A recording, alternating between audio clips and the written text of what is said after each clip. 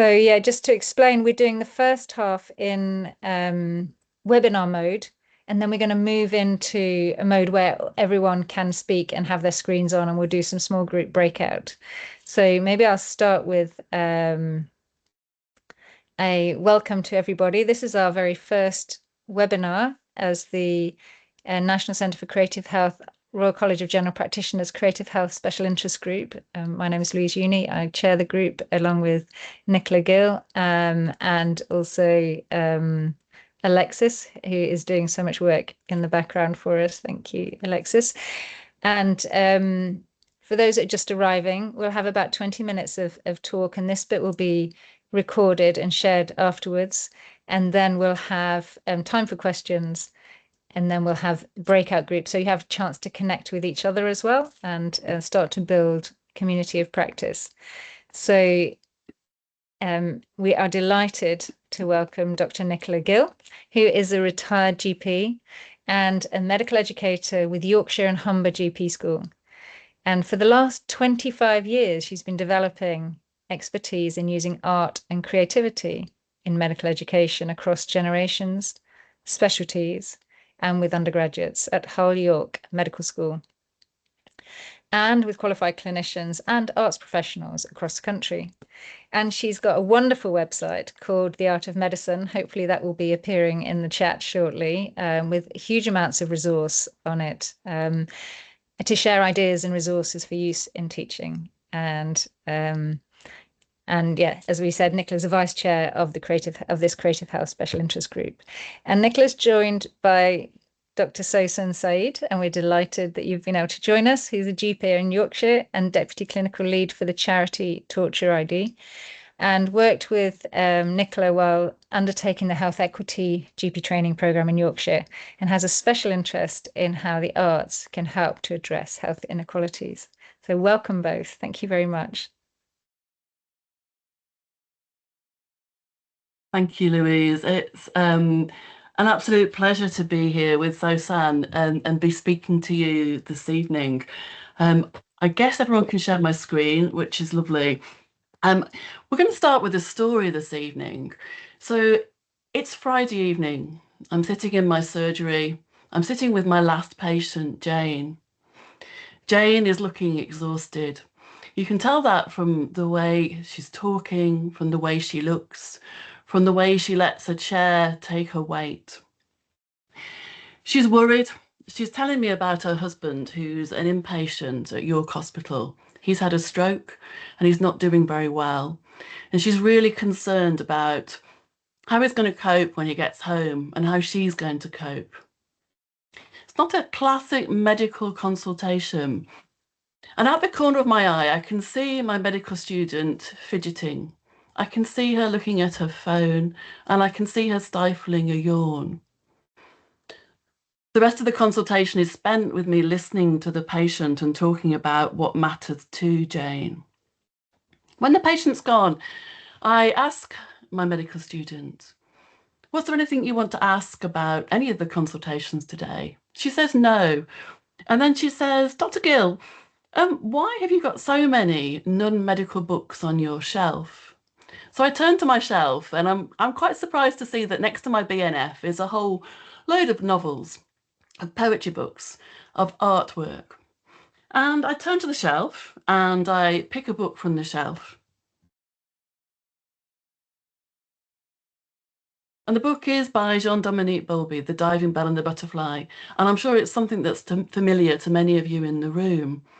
Jean-Dominique had a stroke and he was unable to communicate because of that. And this is his memoir. I pass it to the medical student and I say, would you like to borrow this for the week? The following week, she comes back. She hands me the book. She says, thank you. She meets my eye and she said, do you know, I never realised what it would be like to experience a stroke. And now I understand why that lady came to talk to you last week. What was happening was that very early on in her medical career, she had learned or was learning that the art of medicine has two dimensions. It has the clinical dimension and the human dimension. And I imagine, like many of you in the room, finding tools to teach what's important in medicine, what matters most, compassionate care, understanding our patient's perspective, self-care, is actually quite difficult to do with traditional medical tools. And I discovered when I started in medical education that using art and creativity was a perfect catalyst and a tool for learning the human dimension of care. And as Louise says, over the last 25 years, I've been developing expertise in how that works with undergraduates, postgraduates, and in multidisciplinary groups. And I've tried to notice what works well. And what I'm going to do for the next short period of time is just share some of that with you. So let's pretend we're in a gallery together, and let's all shuffle round to the next picture. And let's have a look at this. This picture is by Michael Krishanu. It's his wife. Let's start by looking closely at what we can see. Let's notice the detail. You might be curious about what's in the picture. You might be thinking, how would I describe this to someone who can't see it? And I'm sure there's quite a few of us in the room who are already analysing it and thinking about what does it mean.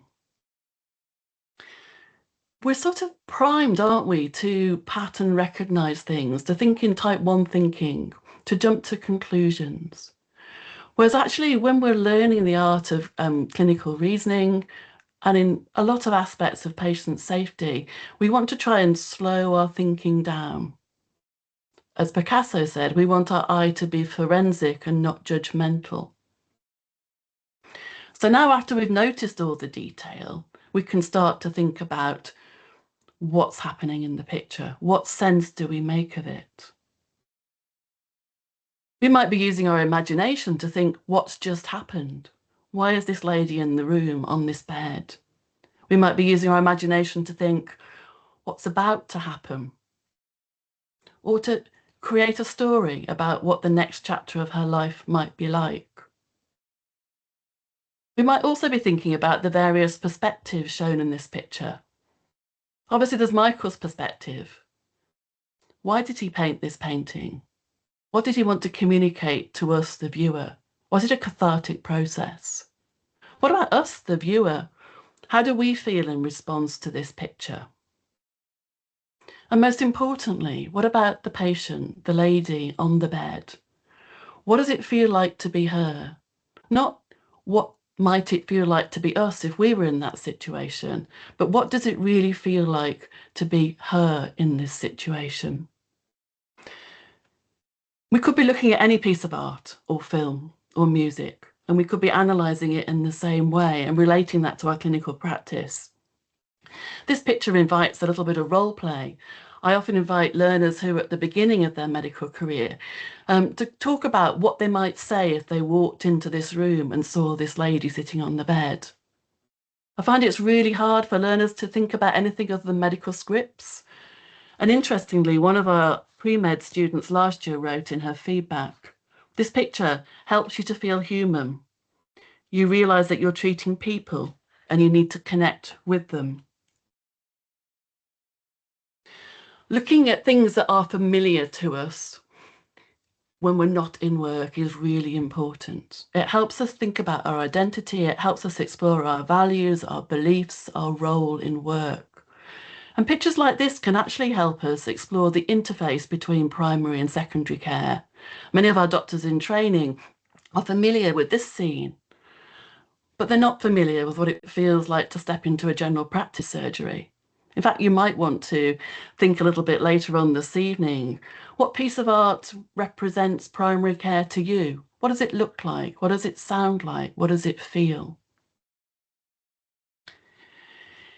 It's equally important when we're using art to teach in medical education to present things that are unfamiliar, to present things that are ambiguous. That's often deliberate in art and very common in medicine. And to present things that create that horrible feeling of uncertainty, which is with us all the time when we consult with patients.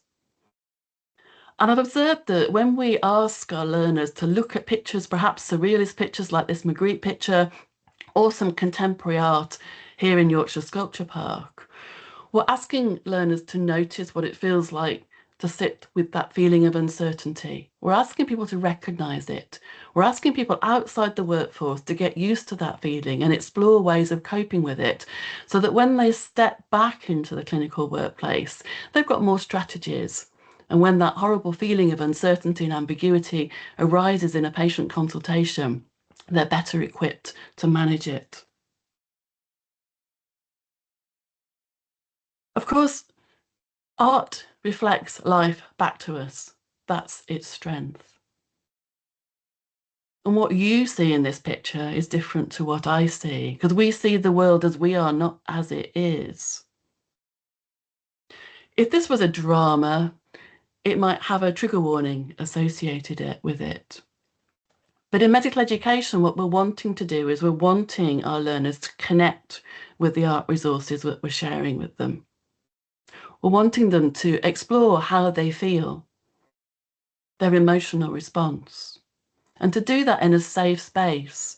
Again, so when they step back into the clinical workplace, they've developed strategies for dealing with situations that are challenging, that evoke strong memories and strong emotion for them.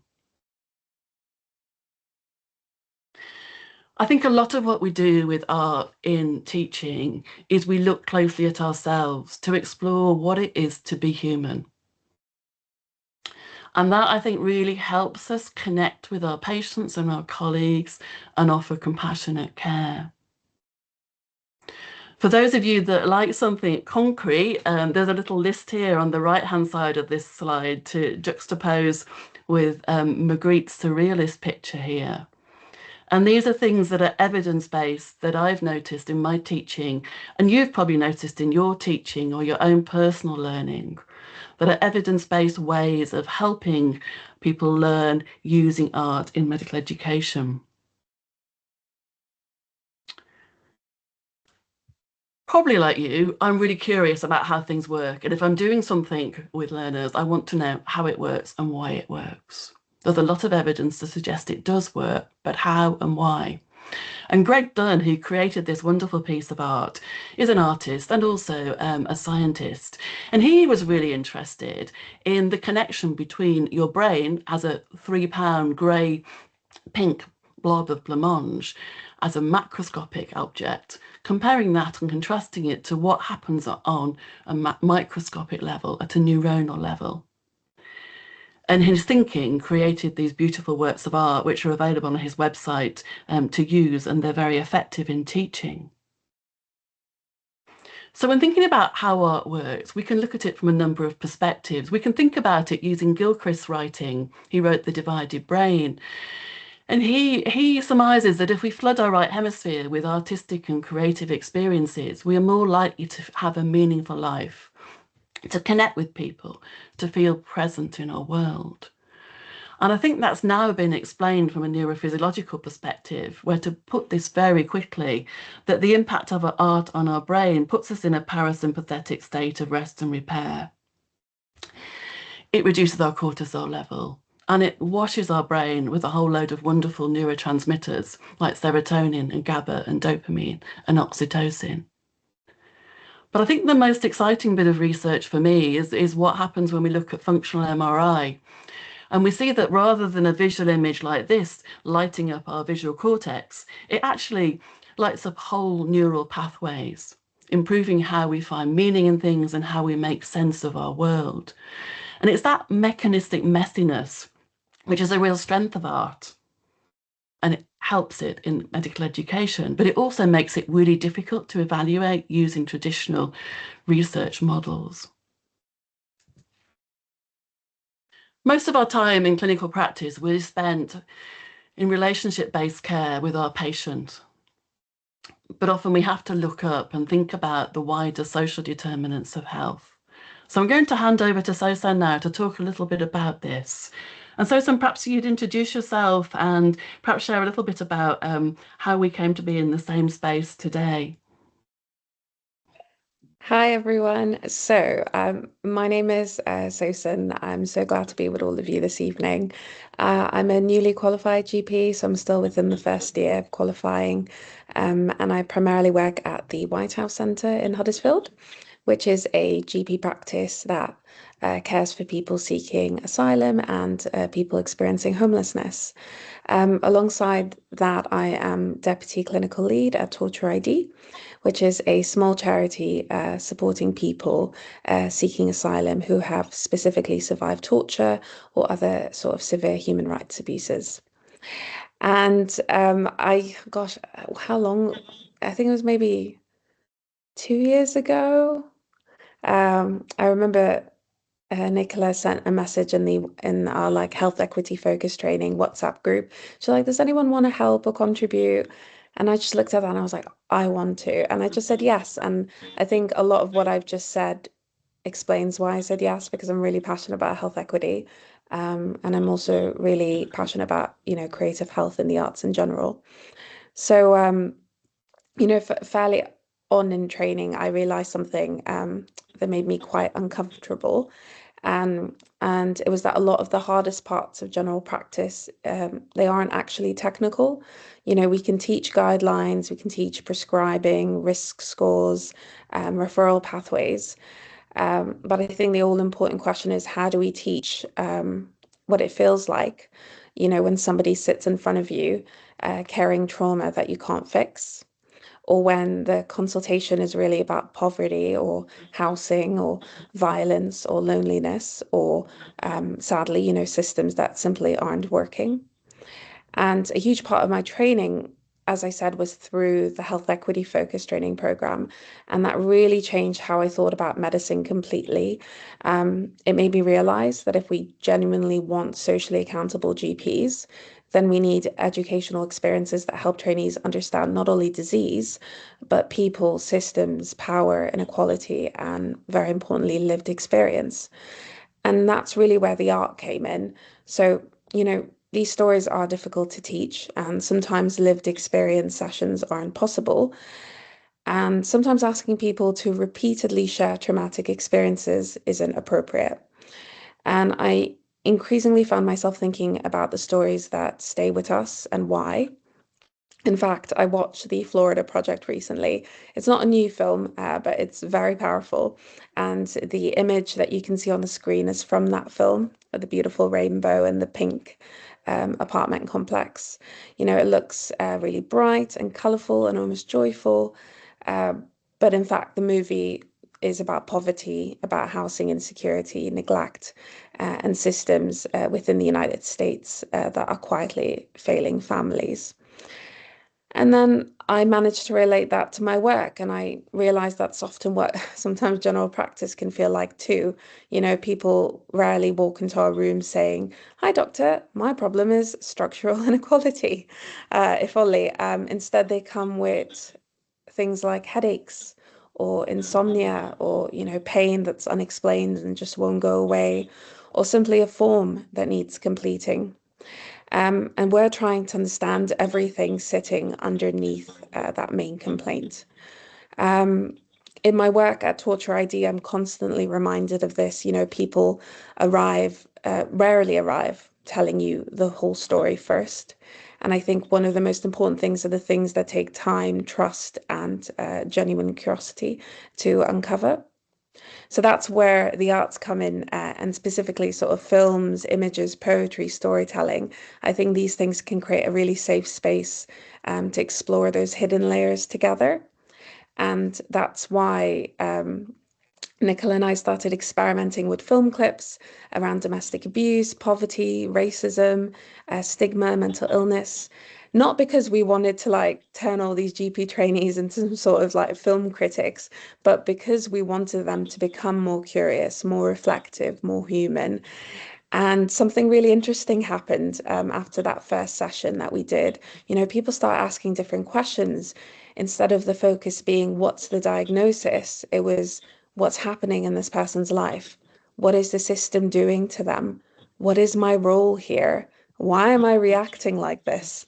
Sort of tapping into that human element. And those conversations matter because medicine asks us to witness difficult stories every single day.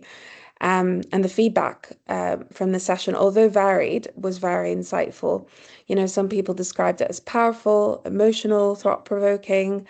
Not everyone responded positively to it, but I actually think that matters because, you know, learning is rarely easy. Sometimes it is difficult. So yeah, for me, social accountability ultimately comes down to something quite simple.